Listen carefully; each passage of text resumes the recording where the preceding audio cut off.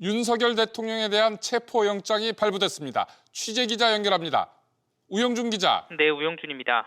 체포영장 발부 소식부터 전해주시죠. 네, 공조수사본부가 청구한 윤석열 대통령에 대한 체포와 수색영장이 30시간이 넘는 심리 끝에 오늘 발부됐습니다. 법원이 영장을 발부한 이유는 세 가지입니다. 먼저 정당한 이유 없이 수사기관의 출석 요구에 응하지 않았고 죄를 범했다고 의심할 만한 상당한 이유가 있다고 법원은 판단했습니다. 공수처가 윤 대통령의 체포영장에 적시된 제목은 내란 우두머리입니다. 체포영장이 법원에서 발부된 만큼 공수처는 국수본과 협의를 거쳐 윤 대통령이 거주하는 서울 한남동 관저로 체포영장 집행에 나설 전망입니다. 체포영장 유효기간은 다음 달 6일까지입니다.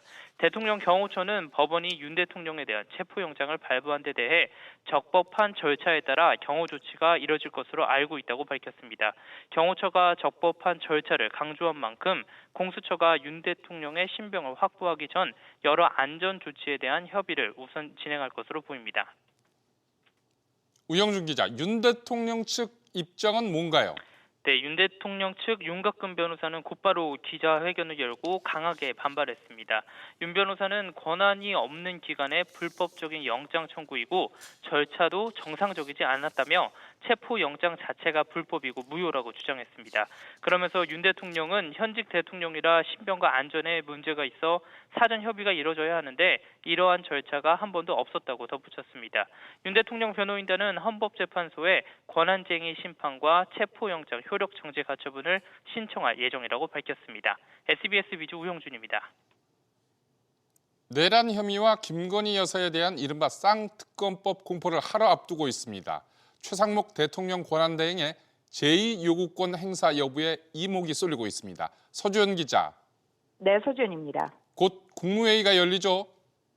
네, 잠시 뒤 4시 반에 최대행이 주재하는 첫 국무회의가 열립니다. 국무조정실 관계자는 국무회의 개최가 당초 오전에서 오후로 바뀐 만큼 오늘 회의에서 특검법에 대한 제2요구안이 상정돼 심의 의결될 가능성이 크다고 전했습니다. 두 개의 특검법은 앞서 야당이 강행 처리했고 정부 여당은 위헌적 요소가 있다며 반대한 만큼 최대행이 거부권을 행사하지 않겠냐는 관측이 우세합니다. 다만 일각에서는 최대행이 거부권 시한인 내일까지 고민한 뒤 임시 국무회의를 소집해 결단을 내릴 가능성도 거론됩니다. 여야가 각각 다른 목소리로 최대행을 압박하고 있죠? 네, 이 최대행은 내일까지 쌍특검법을 공포하거나 거부권을 행사해 국회에 제의를 요구하는 등 양자택일을 해야 합니다. 우선 더불어민주당은 특검법을 즉각 수용하고 헌법재판관을 임명하라고 압박하고 있습니다. 반면 국민의힘은 최대행의 거부권 행사를 거듭 요청하고 있는데요. 여당 측은 제주항공 참사로 여야가 정쟁을 자제하면서 타협점을 찾으려는 움직임을 보이고 있어 거부권에 따른 접점을 찾지 않겠냐고 보고 있습니다. SBS 비즈 서주현입니다. 제주항공 사고와 관련해 정부가 미국 교통사고 당국과 합동조사를 진행합니다. 콘크리트 구조물이 사고를 키운 원인으로 지목되고 있는 가운데 활주로는 무기한 폐쇄됩니다. 취재기자 연결합니다. 김한나 기자. 네, 김한나입니다. 사고가 난 무안공항 활주로 일단 무기한 폐쇄죠? 네, 그렇습니다. 중앙사고수습본부는 오늘 브리핑을 열고 활주로는 완전한 사고 현장 수습을 위해 내년 1월 7일 오전 5시까지 폐쇄한다며 재개장 여부는 추후 판단하겠다고 밝혔습니다. 업계에서는 무안공항 활주로 주변에 있던 착륙 유도 장치, 방위각 시설의 콘크리트 구조물이 사고를 키웠다는 의견이 제기됐는데요. 국토부는 방위각 시설은 활주로 종단 안전구역 바깥에 설치돼 공항시설법 관련 지침 적용은 받지 않는다며 규정 위반은 아니다라고 해명했습니다. 또한 많은 노선을 운항하는 저비용 항공사 여객기의 최소 점검 시간이 30분이 채 되지 않는 것은 문제가 아니냐는 지적에 대해서 개선을 검토하겠다고 밝혔습니다.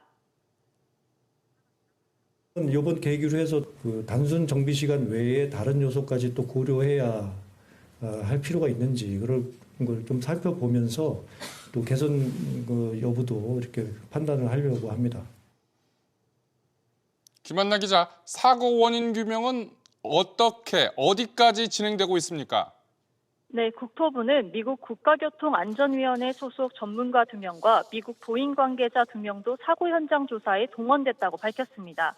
그러면서 블랙박스 파손과 관련해 외관상 손상은 보이지 않지만 비행 기록 장치 커넥터 분실로 영상 자료 추출에 난항을 겪을 수 있다고 밝혔습니다. 국토부는 국내에서 자료 추출이 어려울 경우 블랙박스를 미국으로 보내 데이터를 분석하는 방법도 고려하고 있습니다. 지금까지 국토교통부에서 SBS 비즈 김한나입니다. 한 해 마지막 날인데요. KB국민은행에서는 100억 원대 금융사고가 또 터졌습니다. 정동진 기자. 네, 정동진입니다. 이번엔 또 어떤 사고인가요?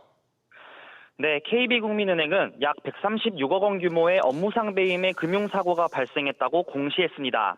금융사고는 지난해 4월 26일부터 약 6개월 동안 발생한 것으로 금융감독원의 정기검사 과정에서 발견됐습니다.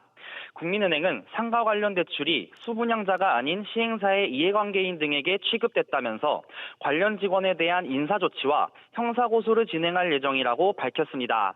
이번 금융사고를 포함해 올 한 해 국민은행이 공시한 금융사고는 모두 8건인데요. 합산하면 약 840억 원 규모에 달합니다. 올해 금융권의 금융사고, 은행권의 금융사고, 바람잘 날이 없네요. 네, 우선 올해 초 포문을 연 건 홍콩 ELS 불안전 판매 사태입니다. 원금 손실 가능성이 있는 고위험 상품이지만 안정적인 수익을 기대할 수 있다고 설명하며 저위험 성향의 투자자에게 판매한 점이 문제가 됐는데요. 가장 많은 판매액을 기록한 국민은행을 비롯해 대부분의 은행이 이 수습을 하느라 상반기를 다 보냈습니다. 이어 우리은행의 전 금융지주 회장 처남에 대한 부당대출 의혹이 터졌고 이 밖에도 KB국민과 우리, 농협은행에서 수백억 원대 금융사고가 연달아 터졌습니다. 잇따른 금융사고에 신한을 제외한 나머지 금융지주들은 은행장 교체로 조직 쇄신에 나섰는데요. 내부 통제 강화가 새롭게 바뀐 수장들의 최우선 과제로 떠오른 가운데 금융사별로 구체적인 방지책 마련에 들어갔습니다. SBS 비즈 정동진입니다. 연중 3천 전망까지 나왔던 코스피가 올해 9% 하락하며 결국 2,300선으로 거래를 마쳤습니다. 경기 침체, 고환율, 정치 불안, 삼중 악재에 외국인들이 대거 이탈한 여파가 컸습니다. 내년에도 이어질 수 있다는 부정적인 전망도 나옵니다. 보도에 김동필 기자입니다. 올해 상반기만 해도 외국인들은 24조 원 넘게 사들이면서 바이코리아를 이어갔습니다. 하지만 8월부터 불거진 경기 침체 공포에 기류가 자금 회수로 바뀌었습니다. 외국인의 셀코리아는 5개월 연속으로 이어졌고 연말까지 코스피에서만 23조 원을 팔았습니다. 천정 뚫은 환율과 계엄 사태에 따른 정치 불안까지 계속되자 외국인 탈출은 가속 페달을 밟았습니다. 8월 달에 경기 침체 이슈 이제 하락하기 시작했고 외국인은 그때부터 계속 팔린 거예요. 이제 계엄령을 발표를 하면서 1,400원을 넘어버리니까 그 뚝이 무너진 거예요. 외국인 이탈을 부추긴 종목은 삼성전자였습니다. 무려 10조 원 넘게 팔아치우면서 올해 순매도 1위 불명예를 기록했습니다. 56.55%까지 올랐던 외국인 지분율도 50.54%까지 내려가면서 1년 11개월 만에 최저치로 떨어졌습니다. 내년 반등을 위해선 외국인 복귀가 필요하지만 어렵다는 부정적 전망이 나옵니다. 정치 불확실성 등이 해소돼야 하는데 여의치 않기 때문입니다. 내년 상반기까지는 외국인들의 기환이 적극적으로 일어나기는 조금 어렵지 않을까. 트럼프의 취임이 이루어지면 수출 기업들에 대한 실적 우려가 재차 부상할 가능성이 높다고 전망해 볼 수가 있습니다. 리더십 공백과 고환율이란 위기에 빠진 우리 경제에 트럼프 리스크까지 현실화되면서 당분간 외국인 투자 심리가 살아나기는 쉽지 않을 전망입니다. SBS 비즈 김동필입니다. 새해 초부터 저축은행의 중금리 대출 금리 상한선이 낮아져서 대출 이용에 숨통이 트일 전망입니다. 김성훈 기자, 저축은행의 중금리 대출 금리 얼마나 낮아지나요? 네, 금융위원회는 최근 내년 상반기에 적용될 민간 중금리 대출 금리 상한을 고시했습니다. 내년 상반기 저축은행의 중금리 대출 금리 상한은 17.14%로 현재보다 0.11%포인트 낮아졌습니다. 금리 인하 국면 속에 조달금리 하락분을 반영한 결과입니다. 중금리 대출 금리 상한선이 낮아진 만큼 저축은행 대출을 찾는 중저신용자들은 금리 인하 효과를 기대할 수 있게 됐습니다. 금융당국은 서민이 찾는 중금리 대출 확대를 유도하기 위해 단기별로 금리 상한을 결정하고 이에 맞춰 신용평점 하위 50% 차주에게 신용대출을 내주는 저축은행에게 업무상 인센티브를 주고 있습니다. 김 기자, 그런데 실제로 저축은행들이 대출을 잘 내줄지도 중요하지 않습니까? 네, 저축은행들은 최근 중금리 대출 취급을 늘리는 분위기였는데요. 올 3분기 중금리 대출 취급 잔액은 약 2조 5천억 원으로 1년 전보다 70%나 급증했습니다. 부실 우려가 커진 부동산 PF 대출 취급을 줄인 대신에 가계대출 영업에 집중한 결과입니다. 다만 내년은 금리 인하로 수익성이 떨어진 데다 탄핵 정국 등으로 경기 불확실성이 커지면서 공급 규모가 소폭 줄어들 것이란 전망도 나옵니다. 경기가 안 좋고 부실한 차주들이 많은 데다가 저축은행들이 건전성이 안 좋기 때문에 올해 대비 이제 소폭 감소하지 않을까 생각됩니다. 부실 PF 정리가 본격화되는 등 건전성 관리 부담이 가중된 만큼 대출 심사도 깐깐해질 전망입니다. SBS 위즈 김성훈입니다. 노인은 몇 살부터일까요? 50대 이상은 69세라고 했습니다. 은퇴 시점은 이보다 2년 앞설 것으로 내다봤습니다. 정보윤 기자. 네, 정보윤입니다. 국민연금공단이 50대 이상 중고령자를 대상으로 한 설문조사 결과라고요? 네, 국민연금공단에 따르면 50대 이상이 예상하는 은퇴 시점은 평균 67세로 조사됐습니다. 50대 이상이 주관적으로 인식하는 노후 시작 시기 역시 평균 69세로 법정 노인 연령 기준인 65세와 차이가 있었습니다. 현행 국민연금은 63세부터, 기초연금은 65세부터 지급되는데요. 은퇴가 예상되는 시기와 연금 수급이 시작되는 시점에 차이가 있는 셈입니다. 중고령자의 경제활동 참여도 늘면서 이들의 고용률은 60.7%로 2년 전인 49.9%보다 크게 증가했습니다. 적정 노후 생활비는 얼마로 받습니까? 네, 50대 이상 중고령자들이 생각하는 노후 생활비는 개인 기준 월 192만 원으로 나타났습니다. 특별한 질병이 없다는 가정하에 적정 생활비인데요. 기본적인 생활을 하기 위한 최소 생활비는 136만 원으로 조사됐습니다. 직전 조사인 2년 전보다 각각 8.4%, 9.5% 상승했지만 그간의 물가 상승률을 고려한 큰 변동 없이 비슷한 수준을 유지하고 있는데요. 다만 월 평균 국민연금 수령액은 59만 원으로 최소 생활비의 절반에도 못 미치는 만큼 연금 현실화가 필요하다는 지적이 나옵니다. SBS 비드 정보인입니다. 내년 물가 상황도 만만치 않아 보입니다. 줄줄이 오를 채비를 하고 있습니다. 유선우 기자의 보도입니다. 포카리 스웨트와 오란씨 등 소비자들이 많이 찾는 동아오츠카의 음료 가격이 내일부터 6% 비싸집니다. 연말연시 늘어나는 모임만큼이나 수요가 증가하는 숙취 해소제도, 원두값 고공행진에 커피류 인상도 예고됩니다. 올해도 이미 많이 올랐는데 내년에도 이렇게 계속 오른다면 밖에서 사 먹거나 그러는 게 좀 더 부담이 되지 않을까 싶습니다. 또 시국이 시국인지라 연초부터 또 그런다고 하면 또 이제 더 움츠러들겠죠. 아무래도 2개 할 거 하나 하고 머뭇머뭇거려지는 것 같아요. 업계는 수입해오는 원재료 값이 상승세인데다 환율 부담까지 커져 새해에도 가격 인상이 불가피하다는 설명입니다. 지금 같은 고환율 상황이 계속되다 보면은 비용 상승의 요인들이 많이 발생을 하기 때문에 어쩔 수 없이 좀 고심이 깊어지는 상황이긴 합니다. 먹거리뿐만이 아닙니다.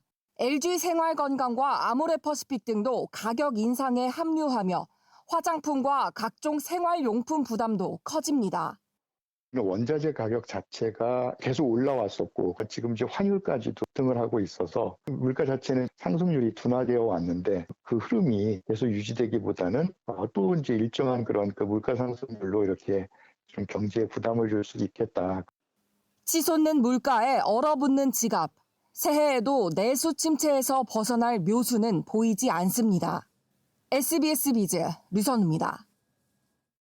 올해 과일과 채소값을 포함해 농산물 물가가 14년 만에 가장 크게 올랐습니다. 오정인 기자, 우선 소비자 물가 얼마나 올랐습니까? 네, 통계청에 따르면 올해 소비자 물가 지수는 114.18로 지난해보다 2.3% 올랐습니다. 코로나19 첫 해인 2020년 이후 4년 만에 최저치지만 여전히 물가 안정 목표인 2%는 웃도는 수준입니다. 경제협력개발기구 OECD 방식의 근원물가 지표인 식료품 및 에너지 제외지수는 2.2%, 농산물 및 석유류 제외지수는 2.1% 상승했습니다. 과일과 채소류를 중심으로 신선식품 지수는 9.8% 상승하며 2010년 이후 가장 높은 상승률을 기록했습니다. 신선과실이 17.1%, 신선채소가 8.2% 상승했는데 신선과실 상승률은 2004년 이후 20년 만에 가장 높은 수준입니다. 석유류 가격은 국제유가 하락세와 유류세 인하 조치가 일부 환원되면서 1.1% 내려 지난해보다 하락폭이 축소됐습니다.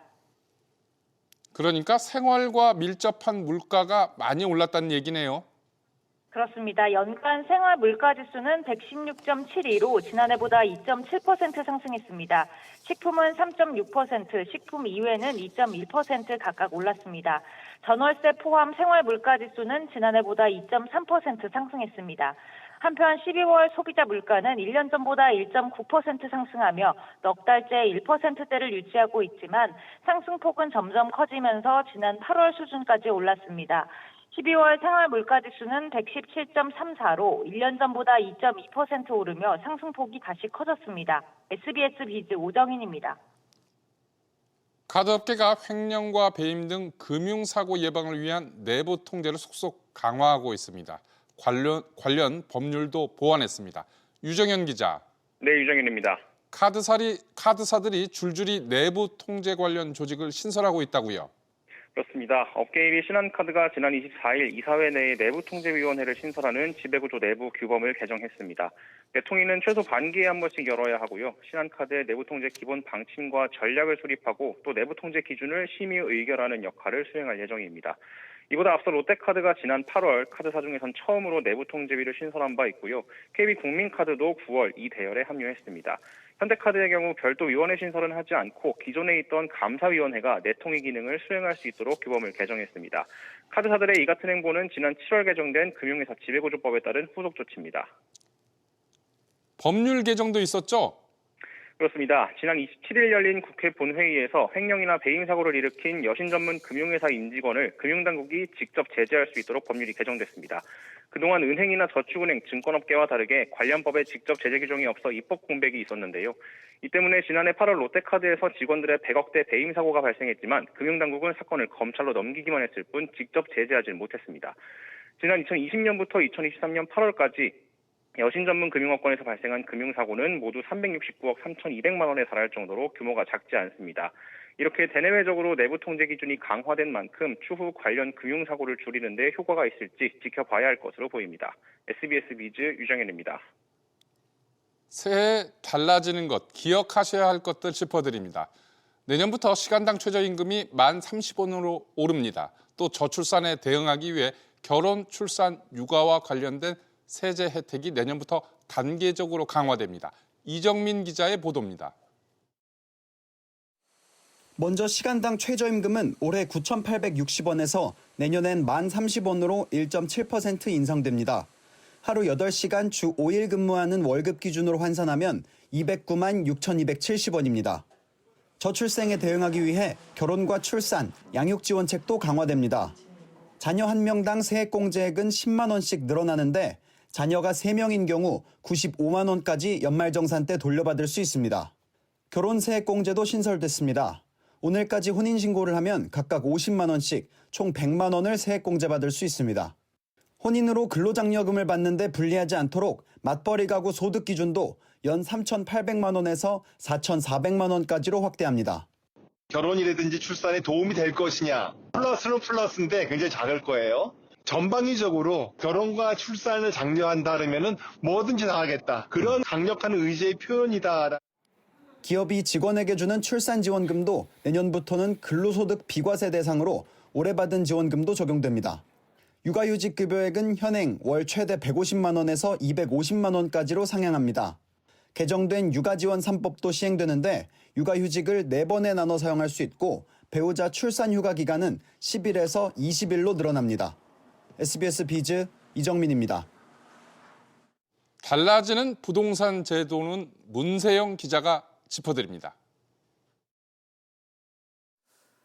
아이 계획으로 내년에 더 큰 집으로 이사를 준비하고 있는 나신혜 씨는 갈수록 높아지는 대출이자에 신생아 특례 대출을 알아보고 있습니다. 이자가 지금 이용하고 있는 대출 상품보다 낮더라고요. 근데 아무래도 연소득이 걸려서 못 받겠구나 이렇게 생각하기는 했어요. 연소득 한도가 더 높아진다고 들어서 적극적으로 이용해서 부담은 덜어질 수밖에 없겠죠. 내일부터 나 씨처럼 소득이 높은 부부들도 부부 합산 연소득 2억 5천만 원이 넘지 않는다면 신생아 특례 대출을 받을 수 있습니다. 이에 더해 내년부터는 특례 대출 기간에 추가 출산한 경우 금리는 0.4%포인트 감면으로 한층 강화되는데 청약통장 납입 기간과 추가 자녀 1명 출산만으로도 금리 최대 0.9%포인트까지 감면받을 수 있습니다. 부동산 쏠림이 심해지는 가운데 지역 부동산 시장을 살리기 위한 대책들도 시행됩니다. 기존 1주택자가 인구 감소 지역에서 공시가격 4억 원 이하 주택 한 채를 2026년 12월 31일까지 새롭게 취득하면 1주택자로 간주하고 1세대 1주택 특례를 적용합니다. 1주택자가 수도권 이외 지역에 준공 후 미분양 주택을 취득하는 경우에도 마찬가지로 전용 면적 85제곱미터 이하, 취득가액 6억 원 이하 주택이 대상입니다. 다만 스트레스 DSR 시행으로 대출 규제 기조는 당분간 이어질 전망이라 부동산 시장이 살아날지는 미지수입니다. 3단계가 아마 스트레스 DSR 100%여서 대출을 필요로 하는 사람들한테는 문턱이 높지 않을까 싶긴 합니다. 한편 주요 시중은행의 주택담보대출과 신용대출의 중도상환 수수료는 절반 수준으로 줄어들면서 부담은 줄어들 전망입니다. SBS 비즈 문세영입니다. 새해에도 달러 강세 전망이 많습니다. 이 때문에 강달러에 베팅하는 달러 보험 가입자도 덩달아 늘고 있습니다. 유의사항을 박규준 기자가 보도합니다. 달러 보험으로 유명한 한 생명보험사는 달러로 보험료를 한 번에 내면 20년간 확정금리를 제공하는 연금보험 상품을 내놨습니다. 최근 공시이율인 5%에다 일시납 보험료가 10만 달러 이상이면 1.5%포인트 이자를 추가로 챙겨줍니다. 달러 초강세 속에서 이같이 달러로 보험료를 내고 보험금을 받는 달러 보험을 찾는 고객들이 크게 늘었습니다. 4대 은행에서 팔린 달러 보험은 올 들어 지난달까지 9,400억 원 규모로 지난해 판매액의 1.6배 많습니다. 달러를 가지고 연금보험 상품으로 10년으로 들어가면 비과세가 되는 상황이고 지금 확정 수익이 한 5%대에서 6% 됐었거든요. 강달러가 계속 지속했을 경우는 한 차익까지 먹을 수가 있기 때문에. 다만 환차익만을 노리고 보험에 가입했다간 자칫 낭패를 볼 수 있습니다. 가입 시점 대비 환율이 내려가면 받는 보험금과 해지 환급금이 줄어들 수 있기 때문입니다. 보험금 10만 달러 상품을 달러당 1,450원에 가입했는데 보험금 탈 때 1,300원으로 떨어지면 가입 시점 대비 보험금이 1,500만 원 줄어듭니다. 내가 내는 보험료는 좀 내려갈 수 있을 것 같고 보험금 역시도 달러가 안정화가 됨에 따라서 줄어드는 약점이 존재할 수도 있다. 소비자들 입장에서는 보험금 지급받는 상황과 보험료를 내는 상황 인식하고 가입하는 것이. 또 금리 연동형 상품은 금리가 떨어지면 적립보험료를 불려주는 공시이율도 함께 하락해 만기 보험금이 줄어들 수 있습니다. 비싼 달러에는 보험료 부담이 커지기 때문에 이미 달러를 보유하고 있는 경우 보험에 가입하는 게 유리할 수 있습니다. SBS 비즈 박규준입니다.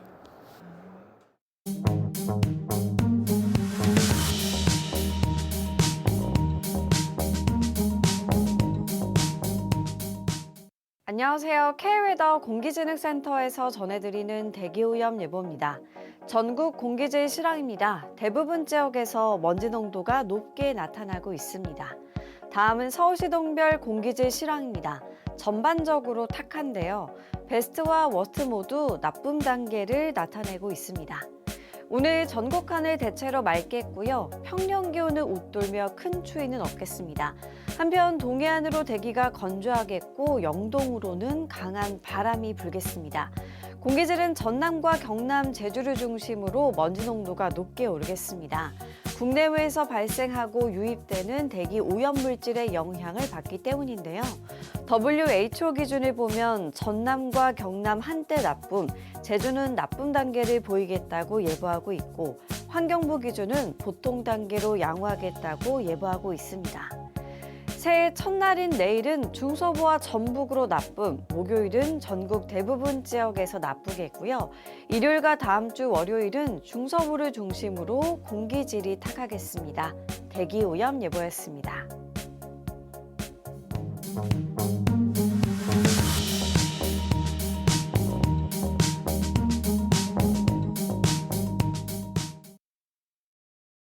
준비한 소식 여기까지입니다. 감사합니다.